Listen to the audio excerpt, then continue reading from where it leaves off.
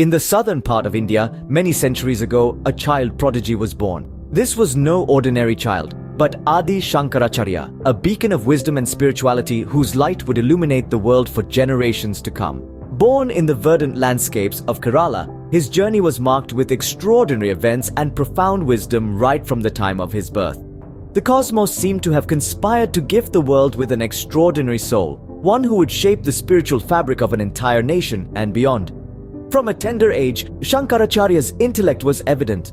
His curiosity was insatiable, his thirst for knowledge unquenchable. He exhibited a spiritual inclination that was far beyond his years, often leaving his elders astonished with his understanding of complex philosophical concepts. When most children of his age were immersed in games and playful pursuits, Shankaracharya, at the tender age of 8, made a decision that would set the course for the rest of his life.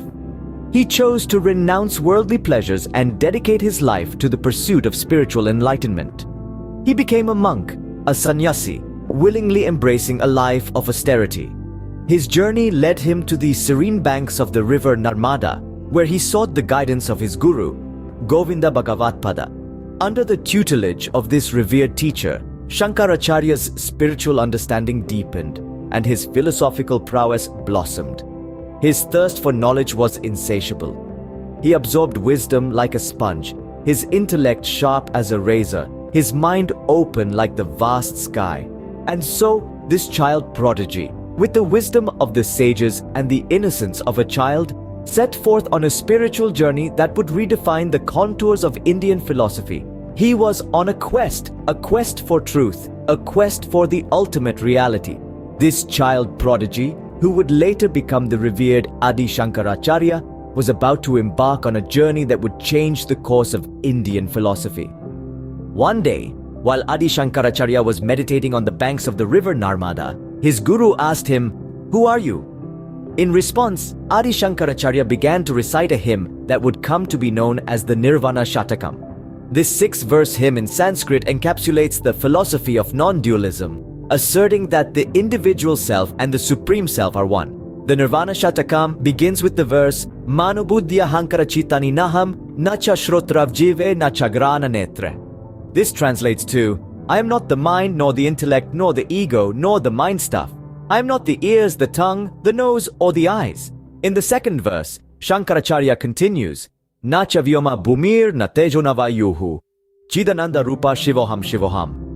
This means I am not the ether, nor the earth, nor the fire, nor the wind. I am the form of consciousness and bliss.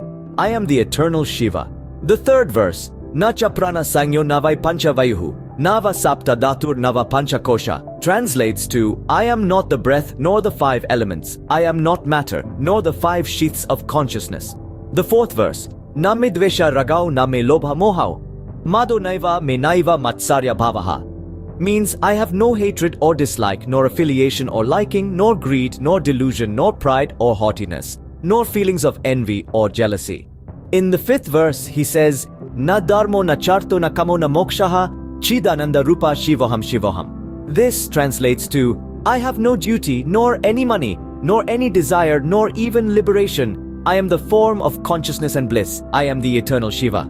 The final verse, Na punyam na papam na saukyam na dukham, na mantro na tirtham na veda na yajna, means I have no virtue, nor vice, nor pleasure or pain. I do not need mantras, holy places, scriptures, or rituals. This profound recitation concludes with the words Aham bojanam naiva bojam na bhokta chidananda rupa shivoham shivoham, meaning I am not the experienced, nor the experience itself, nor the experiencer. I am the form of consciousness and bliss. I am the eternal Shiva. This profound 6-verse hymn known as the Nirvana Shatakam is considered one of the most significant contributions of Adi Shankaracharya to the Advaita Vedanta philosophy. Now let's delve into the profound meaning of the Nirvana Shatakam. Nirvana Shatakam is a profound declaration of the nature of our true self. Each verse is a disavowal of identification with physical and mental phenomena, emphasizing the essence of self as detached and pure consciousness. The first verse begins with, I am not the mind, the intellect, the ego, or the memory. This is a clear disassociation from the physical and mental facets of our existence. It's a bold assertion that we are not our thoughts, emotions, or memories, but something much more profound. The following verses continue this theme, declaring, I am not the ears, the tongue, the nose, or the eyes, and I am not space, not earth, not fire, not water, not air. These lines further emphasize our detachment from the physical world and the 5 elements that constitute it. The refrain of each verse, I am the pure consciousness that witnesses all these, underscores this theme of self-realization. It's a powerful reminder that our true nature is the observer, the consciousness that experiences, rather than the experiences themselves. The final verse culminates in the declaration, I am Shiva of the nature of pure consciousness. Here, the individual self is identified with the Supreme Self, Shiva, signifying the unity of all existence. This hymn is a powerful reminder of our true nature, which is beyond the physical body and the mind. Adi Shankaracharya's teachings continue to inspire millions around the world. This sage, this philosopher, this spiritual titan has left an indelible mark on Indian philosophy and spirituality. His revival of the Advaita Vedanta school of thought has shaped countless minds and hearts. His wisdom is not just of a bygone era, but a timeless beacon guiding seekers on their spiritual journey. So, delve deeper, learn more about Adi Shankaracharya and his teachings, and you may find the answers you've been seeking.